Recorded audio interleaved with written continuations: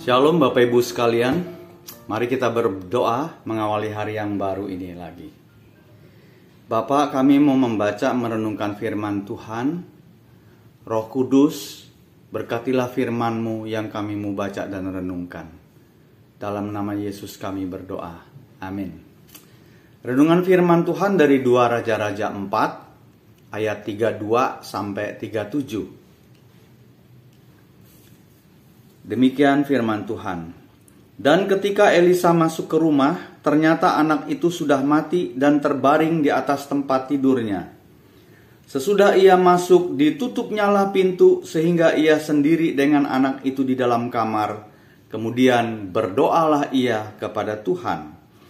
Lalu ia membaringkan dirinya di atas anak itu dengan mulutnya di atas mulut anak itu dan matanya di atas mata anak itu, serta telapak tangannya di atas telapak tangan anak itu.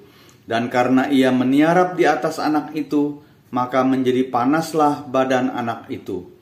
Sesudah itu ia berdiri kembali dan berjalan dalam rumah itu sekali ke sana dan sekali ke sini.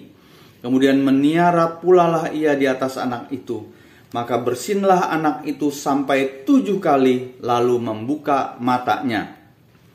Kemudian Elisa memanggil Gehasi dan berkata, "Panggillah perempuan Sunem itu." Dipanggilnyalah dia, lalu datanglah ia kepadanya. Maka berkatalah Elisa, "Angkatlah anakmu ini." Masuklah perempuan itu, lalu tersungkur di depan kaki Elisa dan sujud menyembah dengan mukanya sampai ke tanah. Kemudian diangkatnyalah anaknya lalu keluar. Bapak Ibu, pelajaran apa yang kita dapat dari 2 Raja-Raja 4 ayat 32 sampai 37? Nabi Elisa mendapat kabar bahwa anak laki-laki dari perempuan Sunem sakit dan meninggal. Di ayat sebelumnya, di ayat 29, Nabi Elisa memerintahkan Gehasi supaya membawa tongkat dan taruh tongkat itu di atas anak itu yang sudah meninggal. Tetapi anak itu tidak bangkit. Nah, Bapak Ibu, penafsir Alkitab berkata Elisa boleh belajar di sini. Dia nggak bisa mengandalkan tongkat atau menyuruh bujangnya. Lalu cespleng bangkit anak itu. Kita melihat di dalam keadaan yang genting seperti ini, Elisa telah mengambil bagian yang terpenting, dan itu menjadi pelajaran buat kita. Di ayat yang ke-33, berdoalah ia, yaitu Elisa, kepada Tuhan.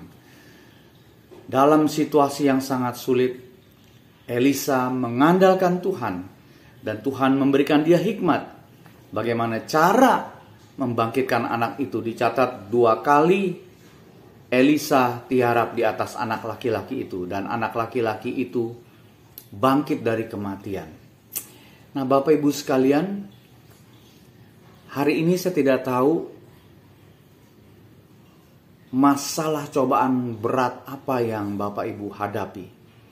Percayalah, Tuhan pasti menolong tepat pada waktunya ketika kita berdoa, ketika kita berserah, mengandalkan kepada Tuhan. Amin. Mari kita berdoa.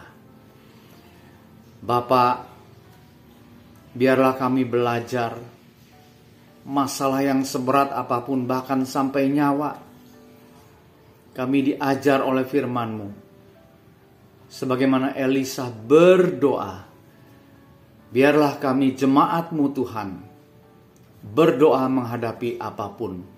Karena Tuhan pasti menolong, Tuhan pasti turun tangan, memberikan hikmat bagaimana kami mengatasi masalah. Berkati jemaat-Mu ya Tuhan yang di dalam sakit, kesulitan ekonomi, masalah rumah tangga, iman yang sudah menjadi dingin.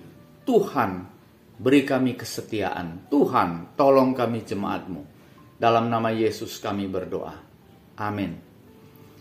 Tuhan Yesus memberkati.